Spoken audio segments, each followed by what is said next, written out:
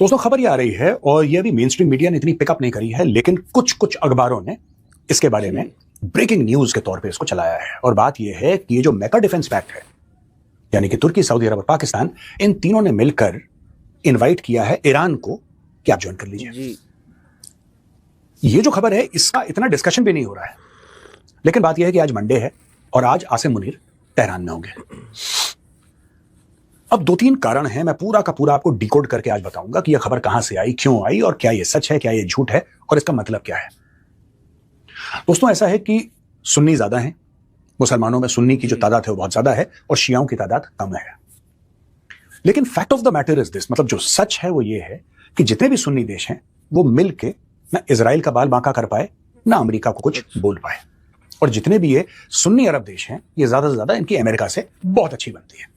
वो मुंह पे बोलें ना बोलें, पब्लिकली अमेरिका को क्रिटिसाइज करें ना करें, लेकिन उनकी बनती बहुत है अमेरिका से, क्योंकि जॉइंट इंटरेस्ट्स हैं, कॉमन इंटरेस्ट्स हैं जी। ईरान एक शिया मुल्क है और ईरान ने यूएस से लड़ के दिखाया। क्या ईरान जीत गया? I don't think so.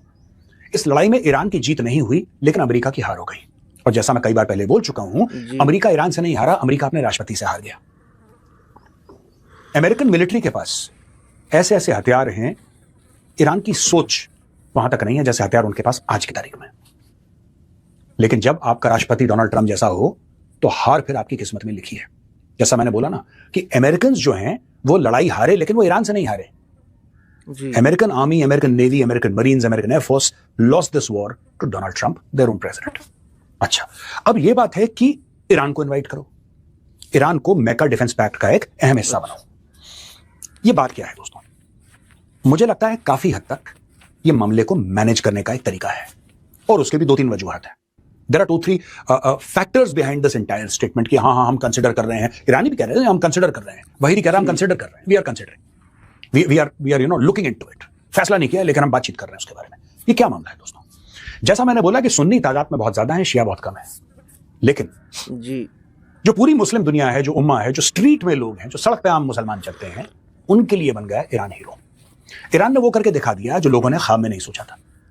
अंदर से किलसते थे, अंदर से कुड़ते थे, अंदर से परेशान होते थे, लेकिन किसी ने करके नहीं दिखाया। ईरान ने करके दिखा दिया। ईरान जीता नहीं, लेकिन ईरान हारा भी नहीं, और इसलिए ईरान जीत गया। आप समझ रहे हैं? ईरान जीता नहीं जैसे आप और मैं जीत समझते हैं ना, जिसको आप और मैं जीत समझते हैं, वैसे ईरान नहीं जीता।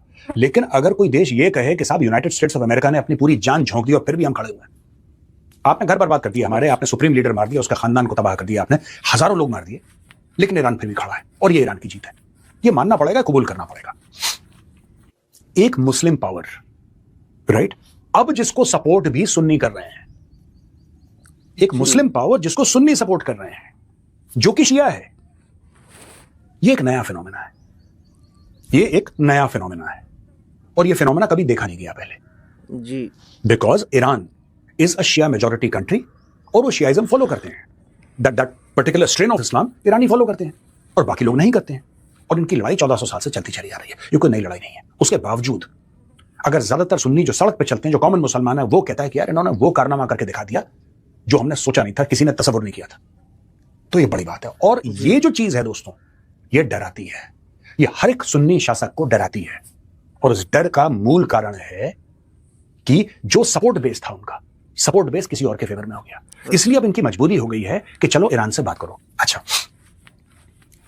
जो आसिम मुनीर पहुंचा है तेहरान बातचीत करने के लिए, अब ये बात कह रहे हैं कि नहीं साहब, ये जो पूरी लड़ाई है, ये जो पूरा हुथियों का मामला है, या फिर जिस तरीके से बाब अल मंदेब ब्लॉक हो रखा है और हॉर्मुज ब्लॉक हो रखा है, उसके पीछे देखिए इसका कोई लेना देना नहीं है आसिम मुनीर से। ना आसिम मुनीर कुछ कर सकता है।